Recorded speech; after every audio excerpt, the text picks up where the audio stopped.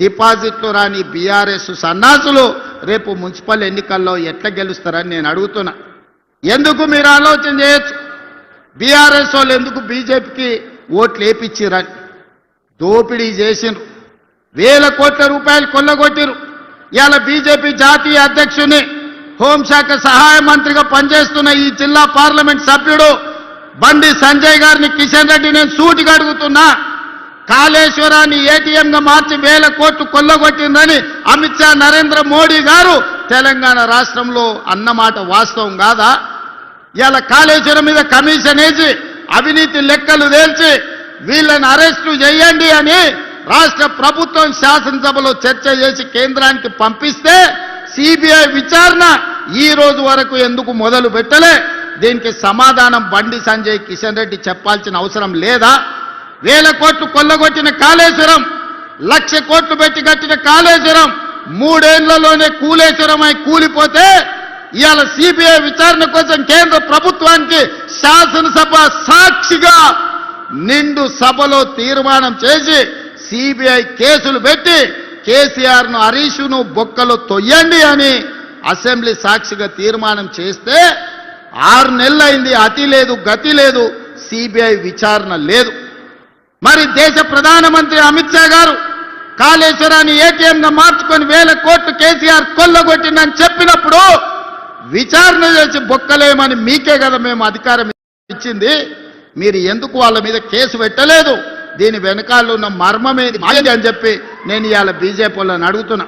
Formula ఈ race పేరు మీద కోట్ల రూపాయలు కొల్లగొట్టి కేటీఆర్ గారు అవినీతి అక్రమాలకు పాల్పడ్డాడని చర్యలు తీసుకోవడానికి అనుమతి ఇవ్వమని, ఐఏఎస్ ఆఫీసర్ల మీద అనుమతి ఇవ్వమని కేంద్రానికి లేఖ రాస్తే 6 నెలల నుంచి ఢిల్లీలోనే ఆ లేఖ మూలుగుతుంది. ఒక పక్కన కాళేశ్వరంలో కేసీఆర్ హరీష్ను, ఫార్ములా ఈ రేసు కార్ల కుంభకోణంలో కార్ పార్టీ కేటీఆర్ను కాపాడుతున్నది బీజేపీ వాళ్ళు కాదా? ఇవాళ బీజేపీ బీఆర్ఎస్ బంధం రేపు మున్సిపల్ ఎన్నికలలో కూడా ఉంటుంది. ప్రత్యక్షంగా పరోక్షంగా కరీంనగర్ మున్సిపల్ కార్పొరేషన్లో బీఆర్ఎస్ బీజేపీ ఒకరికొకరు సహకరించుకొని కాంగ్రెస్ పార్టీని దెబ్బతీయాలని గూడుపుటాన్ని చేస్తున్న మాట వాస్తవం కాదా?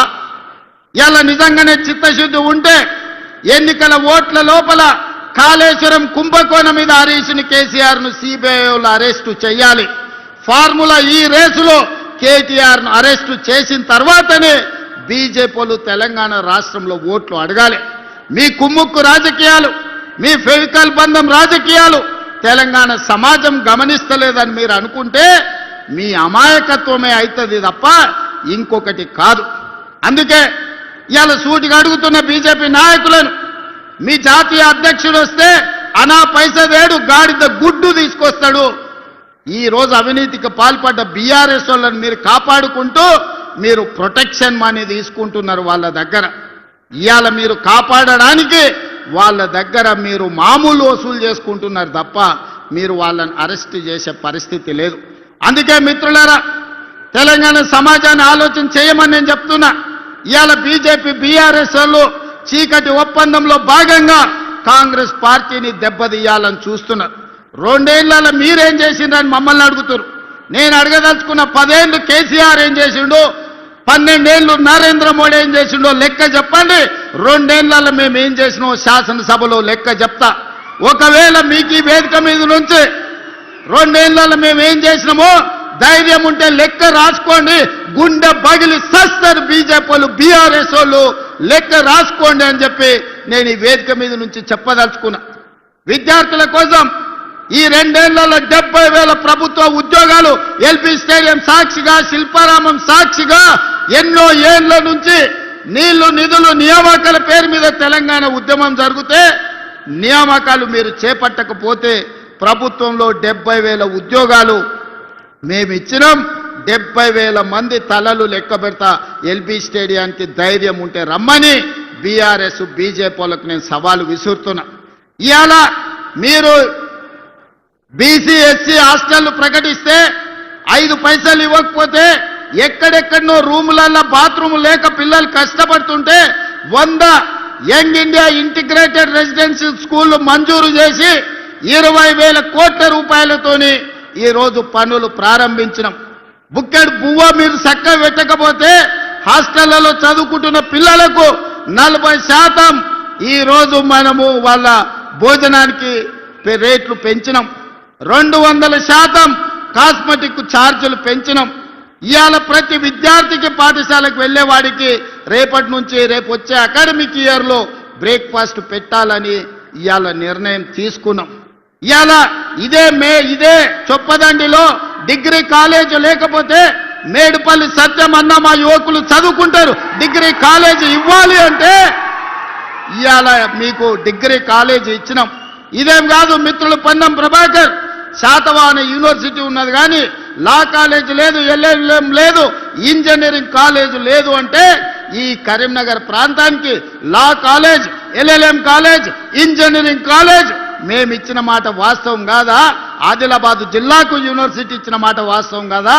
ఖమ్మం జిల్లాకి యూనివర్సిటీ మన్మోహన్ సింగ్ గారి పేరు మీద యూనివర్సిటీ ఇచ్చిన మాట వాస్తవం కాదా? ఇవాళ ఒకటొకటిగా చెప్పుకుంటూ వెళ్తే ఎన్ని కాలేజీలు ఇచ్చినామో మొత్తం నేను లెక్క చెప్తా. పిల్లల కష్టాలు తీర్చడానికి శత విధాల ప్రయత్నం చేస్తున్నాం. నిరుద్యోగ యువకులకు 70,000 ఉద్యోగాలు ఇచ్చినాం. ఇవాళ రైతు రుణమాఫీ 25,35,000 రైతులకు 21,000 కోట్ల రూపాయలు, 2 లక్షల రూపాయలకు లెక్క కట్టి రైతులకు రుణమాఫీ చేసి ఈనాడు 9 రోజుల్లోనే 9,000 కోట్ల రూపాయలు రైతు భరోసా తుమ్మల నాగేశ్వరరావు గారి నాయకత్వంలో ఈ రోజు వాళ్ళ ఖాతాలలో నగదు బదిలీ చేసింది నిజం కాదా? ఉత్త వ్యవసాయం మీదనే 1,15,000 కోట్ల రూపాయలు రైతుల కోసం ఈ రోజు మనము నగదు బదిలీ చేసినాం. రైతులకు ఉచిత కరెంట్ ఇస్తున్నాం. ఇవాళ రైతు బీమా పథకాన్ని మనం అమలు చేస్తున్నాం. అదే కాదు, ఆనాడు కేసీఆర్ అన్నాడు ఒరేసుకుంటే మీరు ఊరేసుకున్నట్టే అని. మిమ్మల్ని మాత్రం ఒరేసుకుంటే ఊరేసుకున్నట్టే అన్నాడు. ఆయన ఫామ్ హౌస్లో 150 ఎకరాలలో వరి పండిస్తే కావేరీ సీడ్స్ వాళ్ళు 4,000 రూపాయలకు క్వింటాలు కొన్నారు. పేద రైతులకు 2,000 కోసం కొనలేదు కానీ ఆయన వండించిన పంటకు మాత్రం 4,000 రూపాయలు ఇచ్చారు. నేను అడగదలుచుకున్నా, మనమేమో ఒడ్లు వండించినాం, ఆయన ఏమన్నా బంగారం పండించిండా? ఒరేసుకుంటే ఊరేసుకున్నట్టే అన్నాడు కదా. అలాంటి ఇదే రాష్ట్రంలో నేను వచ్చిన తర్వాత, ఇందిరమ్మ రాజ్యం వచ్చిన తర్వాత రైతులందరికీ చెప్పినాం, మీరు వరి పండించండి, సన్న ఒట్లు పండించండి, గిట్టుబాటు ధరనే కాదు క్వింటాల్కి 500 రూపాయల బోనస్ ఇచ్చి చివరి గింజ వరకు కొంటామని రైతులు పండించిన ప్రతి గింజ దేశంలోనే ఈనాడు 2 ఏళ్ల ప్రతి పంట అత్యధికంగా ఒడ్లు పండించిన రాష్ట్రం తెలంగాణ రాష్ట్రం. ఇవాళ రైతులు పండించిన పంట మనం కొనుగోలు చేస్తున్నాం. ఇవాళ కందులు కొన్నాం, మొక్కలు కొన్నాం, జొన్నలు కొన్నాం. ఇవాళ రైతు పండించిన పంటలు మనం కొంటున్నాం. రైతులకు ఒక భరోసా ఇచ్చినాం. ఒడ్లు మనకిస్తే 48 గంటల్లోనే వాళ్ళ ఖాతాలో నగదు బదిలీ చేస్తున్నాం. ఎన్నడైనా ఇట్లా జరిగిందా? ఆ ఎలా ఒడ్లు తీసుకపోతే మిల్లర్లు, దళారులు కుమ్ముక్కై తాలు పేరు మీద, తడి పేరు మీద క్వింటాల్కి 10 కిలోలు దండి కొడుతుంటే ప్రభుత్వంలో ఉన్న పెద్దలు వాటాలు మెక్కిండ్రు తప్ప గంగుల కమలాకర్ లాంటి వాళ్ళు మిల్లర్లతోని కుమ్ముక్కై వాటాలు మెక్కిండ్రు తప్ప ఏ రోజు కూడా రైతులను ఆదుకోలే. ఇవాళ ఎవడైనా మిల్లర్ అయినా దళారైనా ఇవాళ తాలు పేరు మీద, తుట్టి పేరు మీద ఏమన్నా కట్ చేస్తున్నారేమో చూడండి, ఈపులు విమానం మూత మోగుతాయని మన ప్రభుత్వంలో చెప్పడం జరిగింది.